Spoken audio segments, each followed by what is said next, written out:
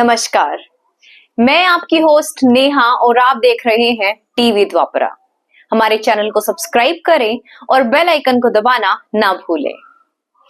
आज हम बात करेंगे एक ऐसे कानूनी खतरे के बारे में जो हमारे संविधान, हमारे धर्म और हमारे देश की धार्मिक समानता को सीधे तौर पर चुनौती दे रहा है।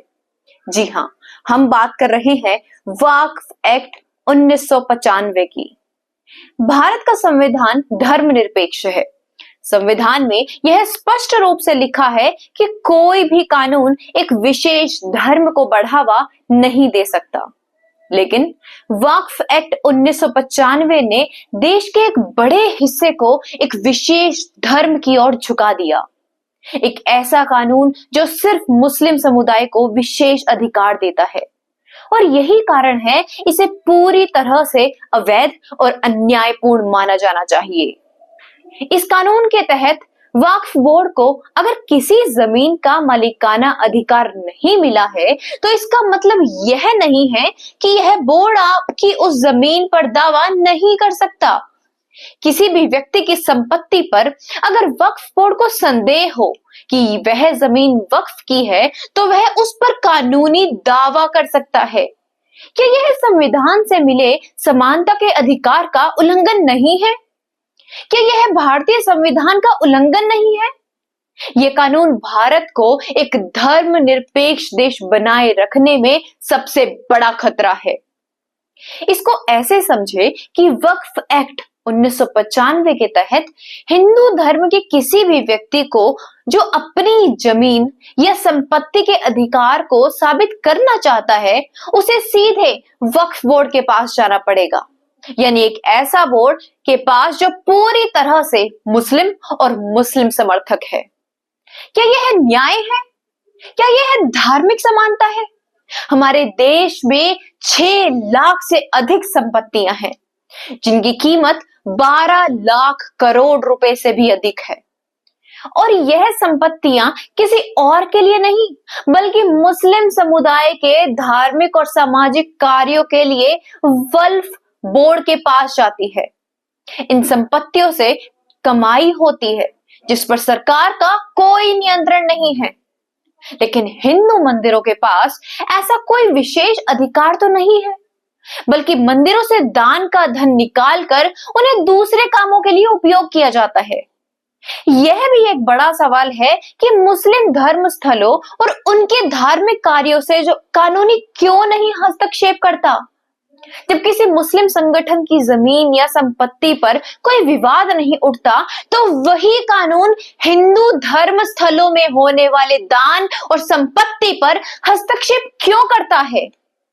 हिंदू मंदिरों में आने वाला दान आखिर क्यों शासन और प्रशासन द्वारा कब्जा कर लिया जाता है, जबकि मुस्लिम धर्म स्थलों को ऐसा कोई हस्तक्षेप नहीं झेलना पड़ता?